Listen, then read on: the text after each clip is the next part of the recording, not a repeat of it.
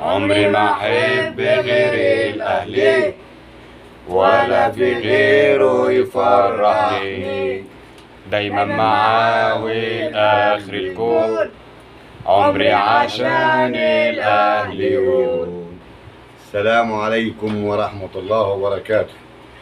بنمسي عليكم يا رجالة، وألف ألف ألف ألف ألف مبروك للزمالك اللي بهدلته الجونة.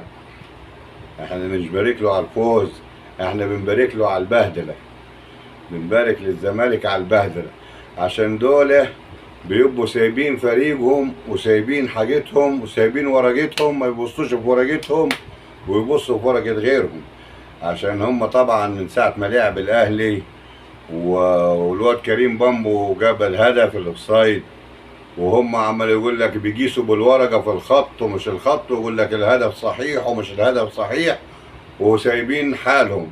بصوا في ورقتكم، بصوا في ورقتكم، أرجوكم بصوا في ورقتكم، مالكمش دعوة بحد. هو انتوا كده على طول؟ كلكم كده على طول؟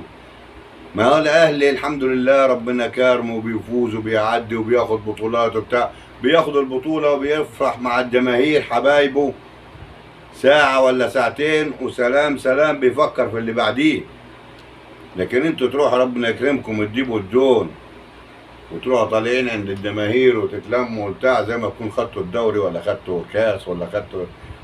يا جماعة اتكسفوا على دمكم.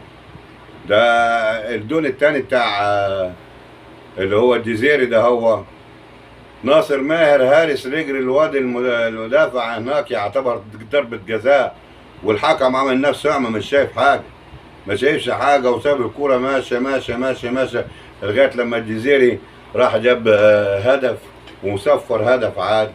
بعد كده الحمد لله في الإعادة والفار اتضحوا بيظهروا، فضايحهم معروفة، فضايحهم باينة.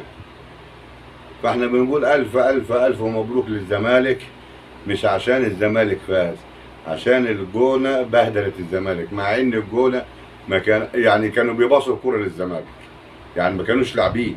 انا شايف كل واحد ورأيه، وانا اتفرجت على الماتش، انا شايف ان الجونة كل ما تمسك الكرة تديها للزمالك، كل ما تمسك الكرة تديها للزمالك. هو دلوقتي الجون اللي دابوه الزمالك ده دابوه من ايه؟ من ضربة جزاء، من ضربة جزاء. يعني لوش ضربة الجزاء ما كانش هيجيب جوان الزمالك. اللي بيعايبوا على وسام ابو علي ويعايبوا على صفقات الاهلي وبيعايبوا، قلنا لكم بصوا في ورقتكم. يعني انتوا لو وسام ابو علي جاي منين؟ لسه جاي قريب اهو، وانتوا من اول الدوري اللي هو الجزيري بتاعكم ده هو والمهاجمين بتاعكم اوباما ومش اوباما جايبين كام دول كلهم على بعضيهم دول. وسام ابو علي جايب اكتر منهم، هم اتنين ولا هم جايب اكتر من الهجوم بتاعكم كله. فطبعا بصوا في ورقتكم، بصوا في ورقتكم، مالكمش دعوه بحد. وانا بطلع طبعا من الدكتور عشان يقول لك ايه ما تجرحش بحد وتجرح بحد. انا ما بجرحش بحد يا جماعه، يا جماعه انا ما بجرحش بحد. انا بقول لكم بصوا لحالكم، خلوا بالكم من نفسكم، خلي بالك من نفسك، خلي بالك من جيرانك على رأي عادل امام. مالكمش دعوه بالحد. حتى جماهيركم في التعليقات بتغلس على الناس ملهاش دعوه بيهم، ولا تعرفهم ولا يعرفوهم ولا يعرفوني ولا اعرفهم، وبيغلسوا علينا وعلى جميع اليوتيوبر. فمعلش انا طولت عليكم، والحمد لله رب العالمين، وان شاء الله الاهلي منصور. وبطلع بمسي عليكم يا احلى اهلاويه.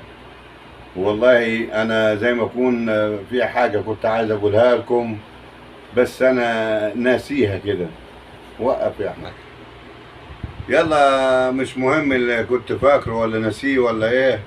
بس هي ايه، بقول لك ايه لما بيغنوا على الزمالك، بقول لك ايه، هش وكش وعلى الزمالك واخد في وشه وطريقه مش سالك. هش وكش وعلى الزمالك واخد في وشه وطريقه مش سالك. السلام عليكم.